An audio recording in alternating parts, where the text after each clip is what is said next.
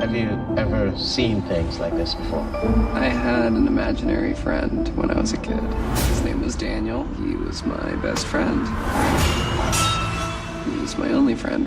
It's kind of a strange notion, but maybe you should try to connect with that part of yourself again. You needed my help.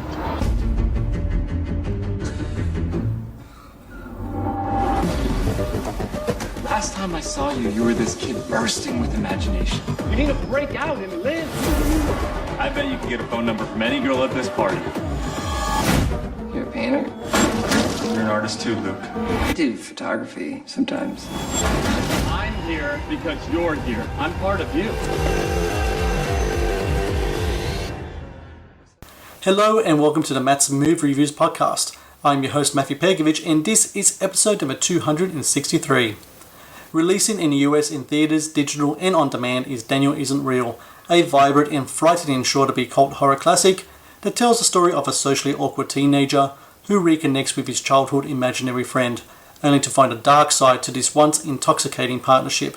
A highly imaginative and stylish delve into madness and seduction, Daniel Isn't Real also marks a significant achievement from director Adam Egypt Mortimer, who I'm glad to say joins me now on the Matt's Movie Reviews podcast. You first came across the novel, which was In This Way I Was Saved, like 8 years ago, so this was even before you made your first feature. What was it about that novel that really struck a chord with you as a filmmaker, that when you read it you said to yourself, I can make a film out of this? It's funny, I think that you get attracted to something for one reason, and then as you explore it, your reasons deepen and you find like the real reason. So when I first read it, I loved the idea that it was this kind of dark fantasy with this very like visual component, right? Like it starts with these two kids, one of whom is imaginary, and they live in this imaginary world, and they're having sword fights, and in the book they're fighting a dinosaur, and like all of these cool visual things are coming to life, and it reminded me in some ways of like a contemporary Pan's Labyrinth, you know, where like a child explores this like dark fantasy monster world. And then as I worked with Brian on it, and as I thought about why I would make this movie, it became clear to me that it was this amazing opportunity to tell an externalized visual story about how we all struggle with our own identity and our own sense of evil.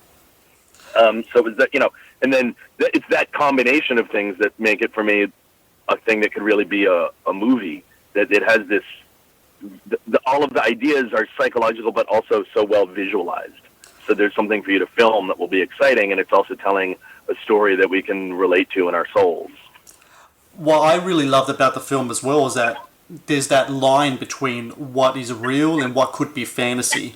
And I think a big aspect of that was the subject of mental illness, especially in regards to the character of Luke and his mother. How much of that component is in the book? How much of it is what yourself and Brian did more research on when working on the screenplay?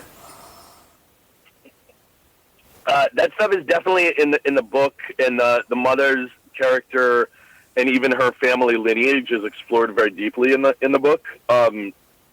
And Brian did a lot of research in writing the novel to sort of shine a light on that aspect of it. For me, it had more to do with recognizing that was a part of the story, and then using personal experience to bring it to life. Mm-hmm. So, you know, when I was the age of these characters, I went through a similar sort of experience, and that a friend of mine had like a very intense, difficult mental breakdown kind of situation. And so in looking back on that, you know, I sort of reading the book, I realized like, oh, this is similar to an experience that I've actually had. And what I can bring to this is like the memory of all of the feelings and issues that came up like in the actual experience, and put that into the movie, and then like share those feelings when you watch it. So if it feels in the movie like you are witnessing a manic episode and then a schizophrenic break, that's because I was trying to capture the feeling of what it was like to witness that in my real life. The film also deals with the concept of seduction. I mean, the character of Daniel and Luke in a sort of way, they're kind of seducing one another. They're trying to get something from one another that they didn't have before. And the casting of your two leads, Miles Robbins and Patrick Schwarzenegger, the chemistry between them just works so well that seduction element really just kind of was brought to the fore. Casting Miles and Patrick, are they actors that you knew of beforehand? Was this the first time you kind of came across them? What was that process like in getting them two? And how did you know when you had them two in a room together that this is the chemistry that you need for the story to be brought to life? Yeah, that's interesting that you talk about seduction, and it's true that, you know, it really had to be a movie about this kind of young male friendship that can be like so intense and be sort of both like love and war and confusion all at once. I first saw Miles in Blockers, which is a comedy where he's so funny and alive, and I thought this character who begins the movie being, you know, quite depressed and anxious, I need to have somebody who can bring some spark and like lifelike, you know, struggle for joy, or else I didn't want somebody who was just going to kind of mope. Mm-hmm. And Miles is in real life such an exciting, funny person that he could have this kind of like inner life and various colors around being, you know, a kind of broken, traumatized person. And Patrick was, I wasn't familiar with his work. I'd seen his photographs, and Daniel had to be somebody who was really the epitome of, as you say, you know, about seduction. Like he had to be so beautiful and so charming, and Patrick had that in a way that very few other people that I was able to find do have it.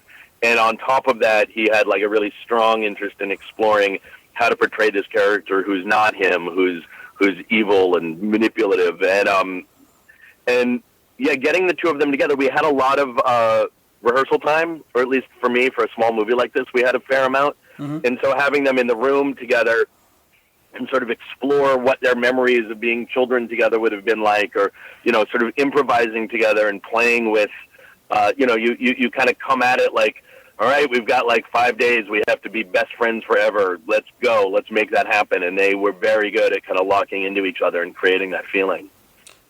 Horror movies usually live in the shadows when it comes to color and such.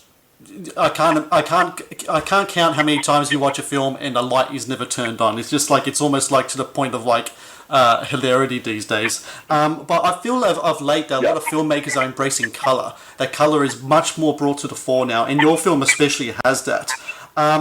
The visual style in this film is just really eye-popping, but at the same time not gaudy. It really hits that balance there, which is just perfect.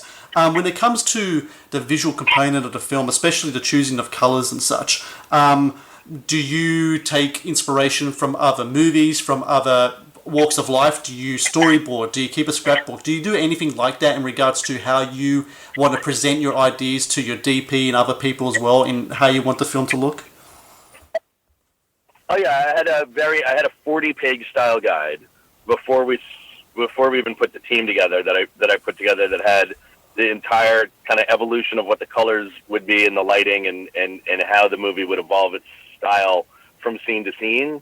So that was all like very much thought through. And, you know, to your point, I agree. Like, I think we were coming from an era where horror movies were all kind of looked like they'd been sort of soaked in dark blue dye. And I found that was becoming like really quite a boring way to express these things. And I was interested in doing something, because this is a movie that has a lot to do with like manic energy. Like how could we do things that are quite colorful and lifelike and, you know, beyond lifelike, but still have that be terrifying? And you look at, you know, because you can be overwhelmed by colors and kineticism just as you can be, you know, scared by quiet and darkness. And so I was looking more for like overwhelming the senses and going for an idea of maximalism instead of minimalism in creating fear.